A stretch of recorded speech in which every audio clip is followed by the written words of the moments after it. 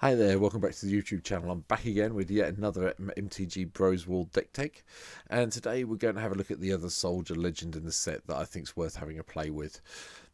Now, I'm not saying this is the right build. I think if anything's going to be a Stax soldier deck, it's going to be this card instead of Queen Kayla I did last week, or Marielle, the other soldier deck. This one probably does lean itself towards Stax more than anything else, but I've put a little bit of Stax in it and I haven't quite gone down that route. So without me talking any longer, here is Harbin, Vanguard, Aviator, a white and a blue for a 3/2 human soldier legendary creature. Stats are quite good just based on that alone, to be honest. Has flying, better, and whenever you attack with 5 or more soldiers, creatures you control get +1/+1 and gain flying until the end of turn. Okay then, let's just make all our soldiers into big flying threats. Well, not big, but bigger flying threats, because we're going to have 5 and we're going to be attacking. One other thing I will point out is it says whenever you attack with 5 or more soldiers, you do not need to attack with Harbin for the ability to trigger. So you could save Harbin until you've got 5 soldiers in play Harbin, and then swing with that team and get it for some significant damage on the turn that you play Harbin. I would hold off Harbin all the way through playing it until you have got 5 soldiers in place. So how are we going to do that? Well, the deck looks like this. It's blue-white, obviously. It wouldn't be anything else. So let's just go through it. The lands are what you expect in a blue-white deck. Guild Gates, the 2 castles, Command Tower, Ajano Castle. I've included Exotic Orchard. I think you're going to get some of the right colour lands off this at the moment. With Urza being back, with Myrel being out there, and some of the other decks, you're going to pick up the colours you need to make your deck work. Hence why Exotic Orchard's here. Plus I'm playing Fabled Passage and Field of the Dead, and it helps with the 7 land count for Field of the Dead. All the other jewels are in here. I think I did 8 islands, 8 plains, as many jewels as I had in my collection. So that's where we are. Temple of Enlightenment, as you can see, is here.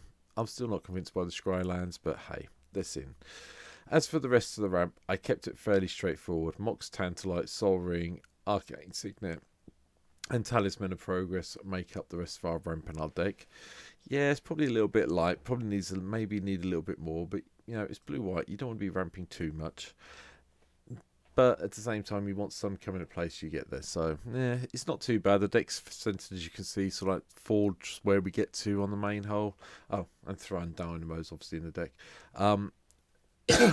Falls where we tend to get to, but we've got ways of getting there and helping ourselves out. So, as I said, I wanted a heavy percentage of soldiers in the deck, and I wanted some spells to back them up, since we are a blue deck after all. Yeah.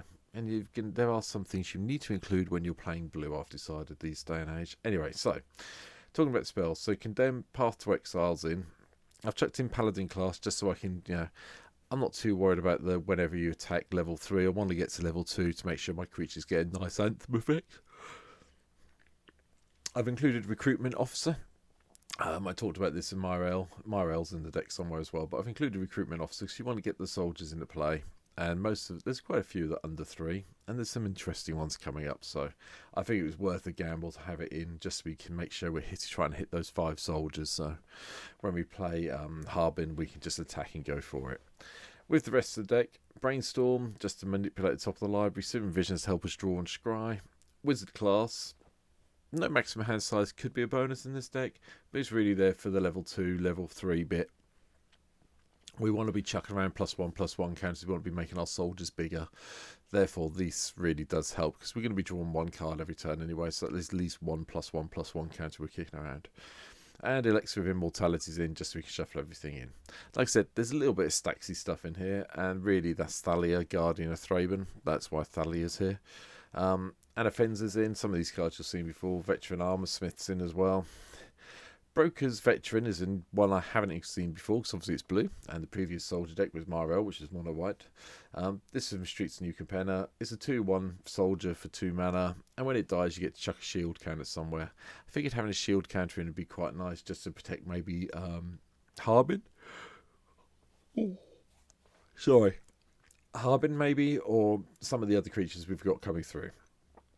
Corel Fighters is an old card from Mirage, but whenever it attacks and is in block, you can look at the top card of any player's library. You can then put it on the bottom of their library. It's quite fun for a 1/1 soldier. Cyclonic Rift, you all know what it does. Counterspell, Mana Drain. Yep, control the board a little bit more. Hallowed Respite, just so I can exile some non-legendary creatures that might be getting destroyed. Or if someone nicks some of our creatures, we can exile it, bring it back to our side of the board. So that's quite nice.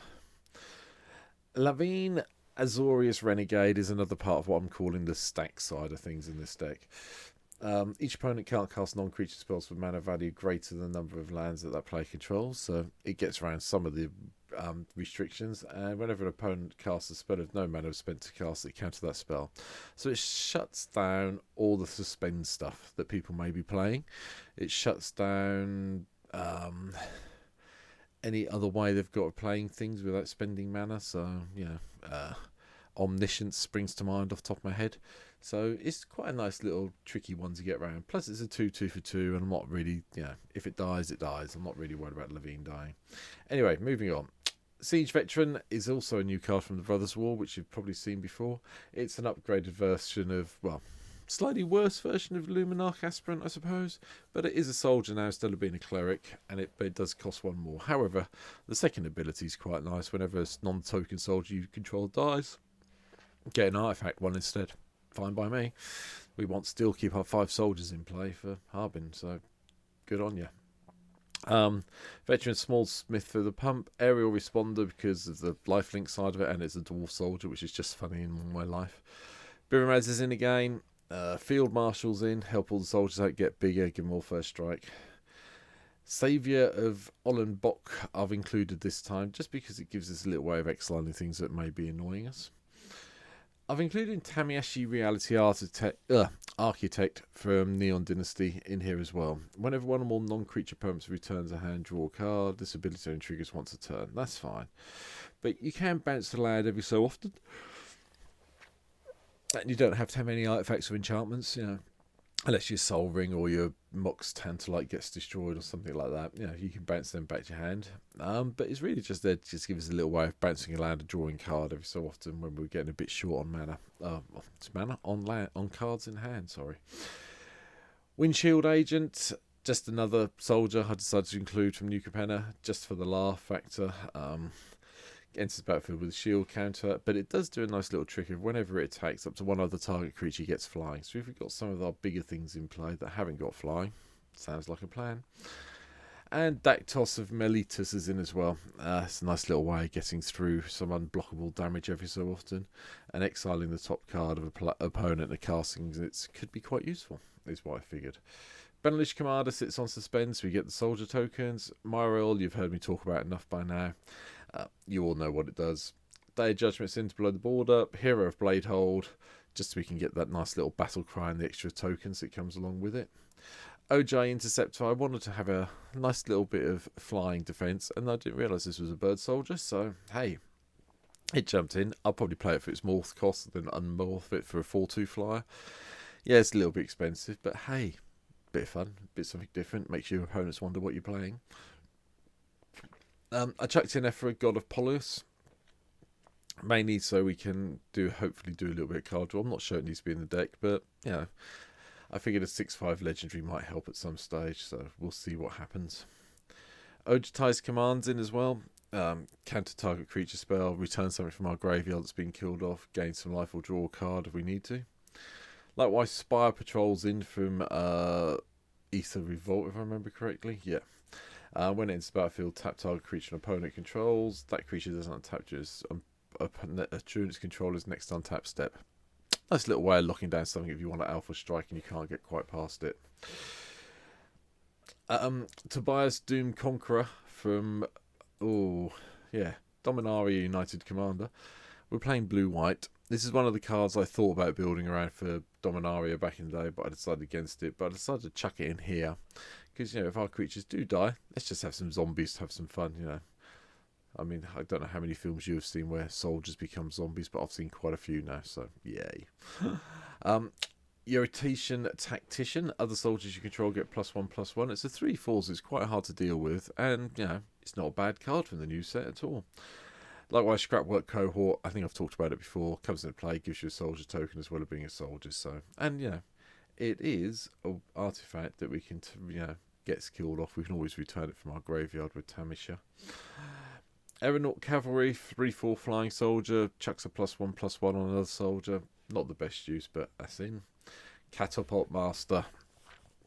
Yes, hopefully we'll have 5 soldiers in play. Hopefully we'll get to attack them with Vigilance, because, there's a Chroma's Memorial in the deck. Attack with Vigilance and then tap 5 of them to exile something. Thank you very much. Goodbye. Right, Catherine's Crusade, just to pump up the army as it comes along. Defiler of Dreams to help us cast all the blue spells we've got in the deck, including Ojutai, Dragon Lord Ojutai. I wanted something in. This is yes, it's meant to be based around soldiers. I'm aware of that, but people shout at me.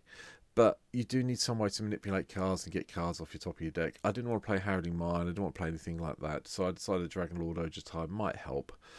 Yes, it becomes a bit vulnerable when it's untapped, but at the end of the day, if we can get the combat damage in, we can find 3 cards and probably pick the better one going.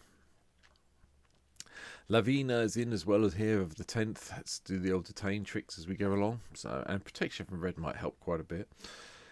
Venser's Sojourner. I chucked in Venser. It's a Planeswalker. Yeah, it's a surprise. But for the -1 ability, creatures can't be blocked this turn. Gives you another way of alpha striking with all your soldiers if you need to. Likewise, Turin Keniflik Sky Knights in from Dominaria as well. We've got enough instants and sorceries in the deck that hopefully we'll be creating some more 1/1 soldier tokens as things go along. Captain of the Watch, +1/+1, Vigilance, helps with our little bit of Catapult Master over here. But, creates 3 tokens when it comes in, so more soldiers. Darian, King of Kael'ja, you get dealt damage, you get that many soldiers, thank you. Elspeth, blow the board up, make some soldier tokens, thanks. True Conviction, give everything double strike and lifelink. Flood of Tears, just to control the board and bounce everything back when we need to. And then chuck something from our hand into play, which is a really nice little trick. Sungwain, Lord of Wu. There you go. Soldier, Horsemanship. Another way of making most of your 90% of your creatures unblockable. There's a lot of, there are flyers around, people can block as though they had reach, but can't be blocked by except by creatures with horsemanship. Yeah, basically takes them through. Thank you very much. That's why I decided to do it. All right, Guile's in as well, purely because I wanted some way of getting a little bit of big stuff, and I couldn't think of anything better really, so hence why Guile's here. Although I am actually thinking taking Guile out and playing something else may be a better shot. So I might just do that now while we're talking. Just trying to think. Yeah. Maybe we'll play Defiler of Faith actually. Let's take Guile out. Okay, Defiler of Faith's the other Defiler. I just realised it makes soldier tokens when we do things, so my bad. That's coming in. Right, so Azor the Lawbringer, again back on that little bit of Stax trick, hence why it's here. Enters the battlefield, each opponent can't cast instant sorcery spells until that player's next turn, so that's not too sad. It doesn't mean you get there, but whenever it attacks, pay this. Emergency powers, shuffle our library, our hand, graveyard back into our library, draw 7, and then get to put freebie into play, like hopefully Chroma's Memorial. And then finally, Finale of Glory, just so we get some more soldier tokens out if we need to at a later stage in the game. And that's it. That's my little take on Harbiner.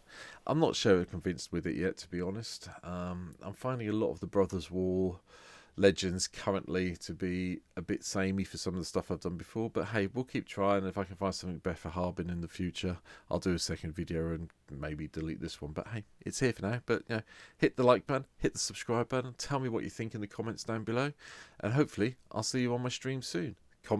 In the comments, come give me a link, come give me a follow over there, and you can see me play these decks on stream on a Sunday afternoon, Tuesday evening, Thursday evening UK time. So thanks for being here, and hopefully I'll catch you in the future. Take care, have a great day, bye.